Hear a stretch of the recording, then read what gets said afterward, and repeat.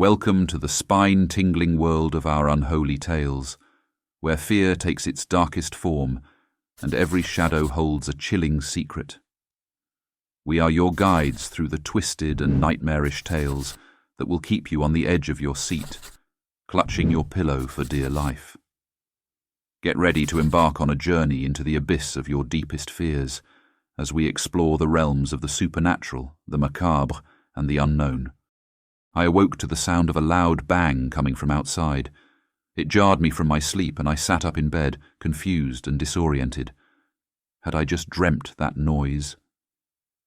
I waited a few moments, but didn't hear anything else. Shaking my head, I started to lay back down, probably just my imagination running wild. But as I pulled the covers up, another bang rang out, even louder this time. My heart began to race. That was definitely real. Something was going on outside. I crept over to the window and slowly peeked through the blinds. An unnatural black fog had settled over everything, so thick I couldn't even see past my front yard. This wasn't normal. Fear gripped me as I stumbled backwards.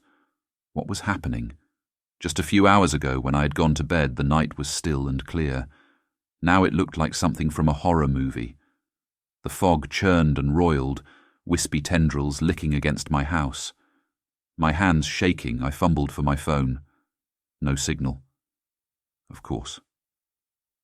Taking a deep breath to try and calm my growing panic, I went into the hall and tried the landline. Dead. I was completely cut off from the outside world. The bangs continued intermittently outside, though they were muffled and distorted by the heavy fog.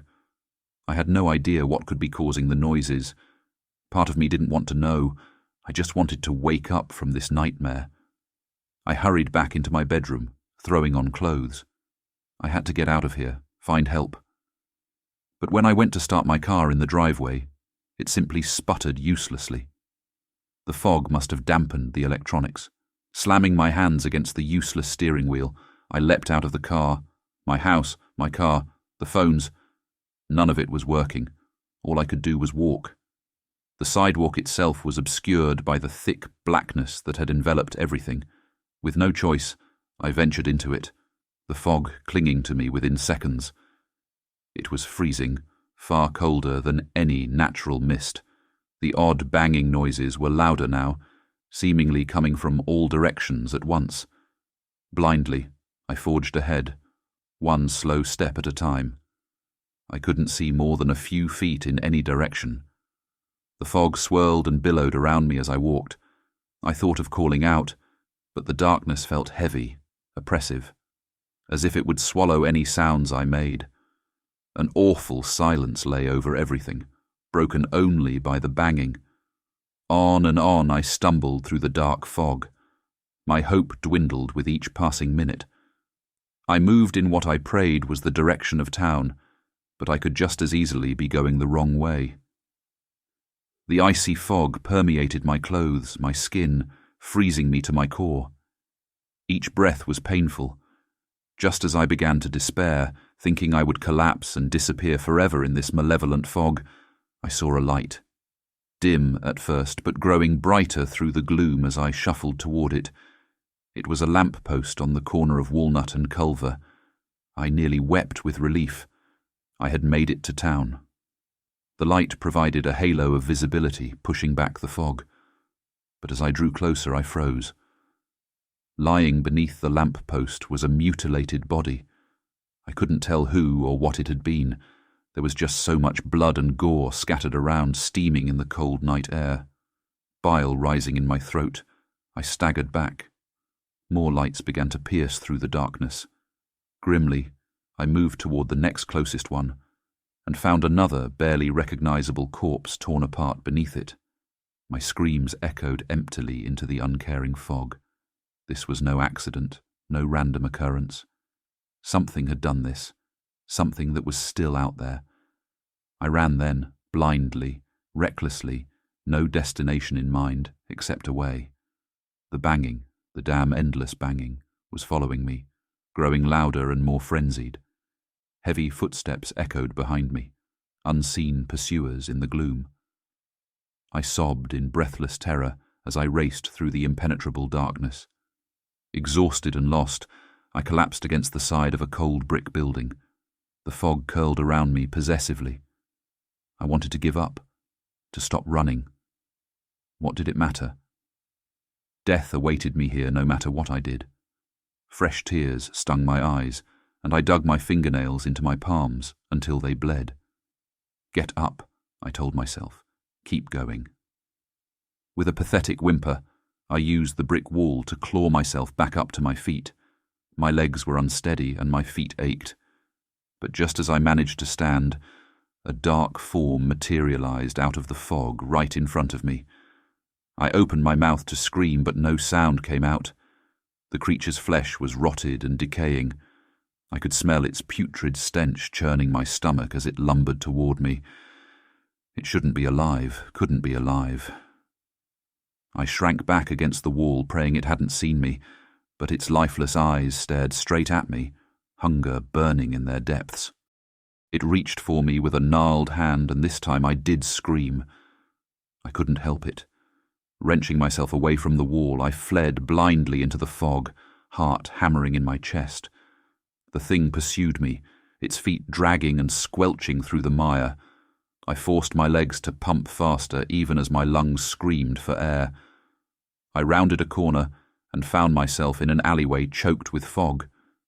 Halfway down, I saw a gaping hole smashed through a brick wall. It looked like a passage or doorway of some kind, though only inky darkness lay beyond. But with the shuffling footsteps closing in behind me, I had no choice. I ran for it. Beyond the hole was a cramped, garbage-strewn space, some kind of basement storage area. I cowered amidst the boxes and filth, praying the thing had not followed me in. For several long moments, there was only silence. Then I heard the scrape of dragging feet again. Paralyzed with fear, I huddled there in the dark as the shambling corpse entered the room. I stopped breathing entirely, watching as it slowly scanned its dead eyes left and right, searching for me. But by some miracle, it didn't see me. With a rattling groan, it turned and left. I gasped out the breath I'd been holding, dizzy with relief. But I wasn't safe yet, still trapped in this nightmare place. Keeping as quiet as I could, I crept through the storage area looking for another way out. The floor was all concrete, except for a softer dirt patch in one corner. I brushed aside a ragged cardboard box and uncovered a round metal hatch buried in the dirt. Working my fingers under the cold metal ring, I pulled with all my strength until the hatch creaked open. A dank, earthy smell wafted up along with an ancient stone staircase descending into absolute darkness. Every instinct told me not to go down there. But the skittering sounds of more creatures approaching drove me onto the steps. I pulled the heavy hatch closed above me, sealing myself in lightless blackness. My foot cautiously felt for the first step down, stone, solid and sturdy. Hugging the dirt walls to orient myself, I began my descent. The staircase spiraled tightly downwards. I lost count of the steps after 100 or more. Minutes passed, then hours. Still, I descended into unknown depths. When I finally felt level ground beneath my feet again, I wanted to cry with relief. But I wasn't safe yet. Reaching my hands out blindly, I shuffled forward through the dark. The air down here was cold and deathly still. Even the fog seemed absent in this strange buried place. I flinched as my fingers brushed a smooth, icy wall. My hands explored further, finding it had the feel of metal, some kind of metal corridor. Praying it led to an exit, I felt my way along one direction. No telling what else might be lurking down in this darkness with me. The floor tilted gradually upward, giving me a renewed spark of hope. I hastened my pace, emboldened by the prospect of escape from this nightmare. Just as my legs had begun to ache, I made out a pale glow ahead. Light. As I moved toward it, The corridor opened up into an enormous cavern. Squinting against the sudden bright torchlight, I realized I was standing at the top of a vast arena. Rows of benches circled all the way down, ending at a blood-smeared fighting pit. The stands were filled with shadowy figures that turned to look at me as I entered. A creature hissed, and the crowd laughed cruelly. Fresh terror surged through me. I spun to run, but two rough hands grabbed me and dragged me down the steps toward the fighting pit. I screamed and thrashed to no avail. There would be no escape now. The frenzied crowd cheered as I was forced into the pit at spear point. Across from me, a gate opened, and a colossal mutated beast lumbered out. Frothing at the mouth, it roared, revealing jagged fangs. The spectators went wild. I couldn't tear my eyes away as the monstrous creature charged at me.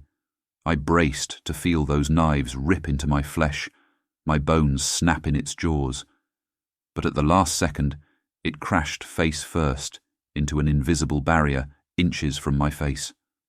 I gasped, looking wildly around. The beast snarled in confusion. We were in a force-field cage together. With a sickening realization, I understood then that I was meant to kill this malformed monster for the entertainment of the onlookers. That was to be my punishment for wandering down here. Refusing to be part of their twisted game, I turned my back on the creature. But just as I did so, it swiped and raked its claws across my shoulders. Fiery pain seared through me. I fell forward to my knees as blood poured from the deep gashes. The frenzied cheers of the crowd rose to a new fever pitch. They would watch me be slowly ripped apart and revel in every moment, unless I fought back.